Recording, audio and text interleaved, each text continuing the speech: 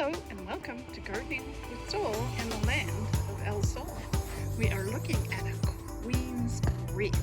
It's a wonderful, wonderful climbing vine, climbing up and over from the inside of whoever's house this is.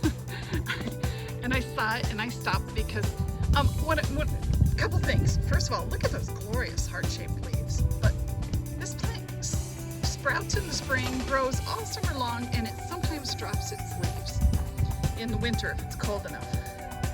Now, I just want to point out here, look at this. Look at all this damaged leaves. Oh no! When you see a bug on your plant, don't freak out. The plants can deal with it. They really can. So, more about Queen's Wreath when a dog isn't very upset with me. Thanks for watching Gardening with Soule.